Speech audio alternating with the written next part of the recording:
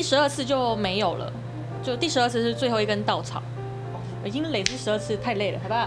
片场抓包那是第3年的时候，我也没有想过我会这样子，因为以前朋友对我来说，朋友就是对我印象来讲，我都是一个很果断，然后敢爱敢恨的人。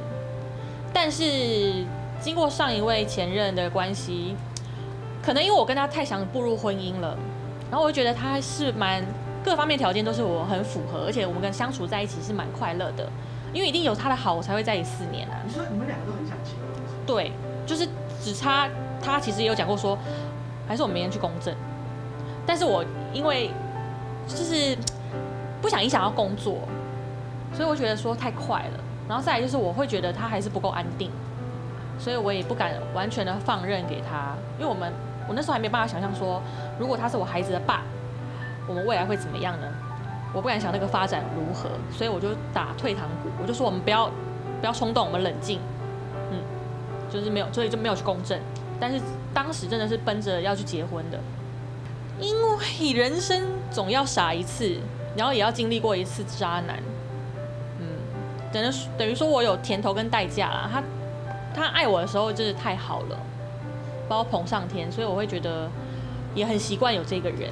然后再来就是会一直觉得会改变啊，当时就会有个菩萨心肠，就是原谅他、包容他、改变他、陪着他一起成长。但殊不知，狗改不了吃屎。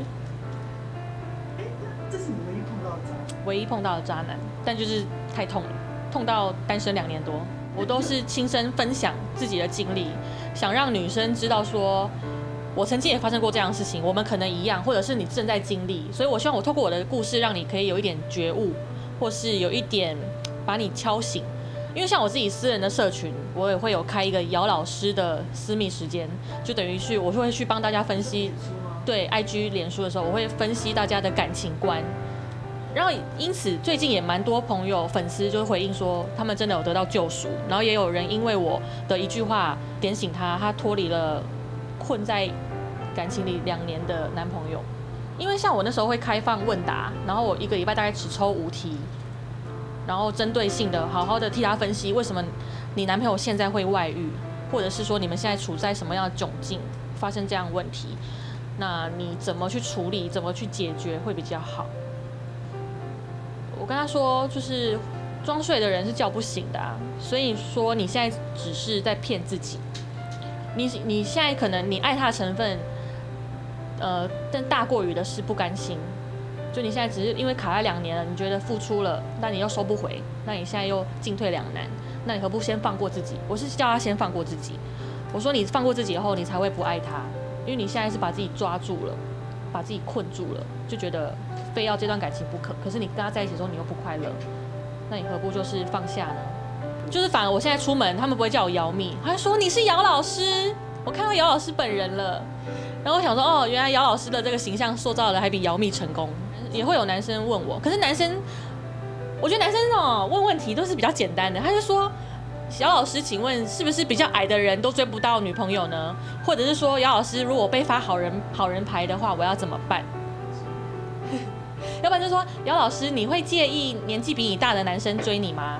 诸如此类这种比较肤浅一点的问题，他们大多数都是困在于喜欢不喜欢，怎么被拒绝，为什么会这样？要被发好人卡的时候，你怎么回答对方？被发好人卡的时候，我跟他说，至少那个女生没有利用你，把你成为工具人，她至少是很婉转的，她也没有伤害你，表示可能想要继续跟你当朋友，可以。然后我想想，你看一辈子的朋友比1天的女友来得好吧？就他们经过一点点提点，也是会舒服很多。其实我觉得，因为说大家都是人，但是有时候我可能不敢跟你讲很多我的私密的事情，掏心掏肺。可是我在网络上，我不用负责任，而且我也不会公开他们是谁，所以反而他可以经过我是外人，然后旁观者清的角度看，他会比较透彻。然后另外就是我这样提点以后，他也比较舒服，会放下的速度会比亲人、好朋友讲会更快。其实你要抓，一定抓得到啊，只是你敢不敢去抓。可是你抓会很累啊。就你想分手嘛？如果你去抓，是为什么？因为你想分手，还是说你不信任他？那你不信任他，说表示你们本身感情就有出状况。然后再来男生，你要怎么防？是防不胜防。其实男生每个人的选择，我今天可以很爱你，我也可以马上撤退，就是每个人的选择。所以出自于男生的定力啦。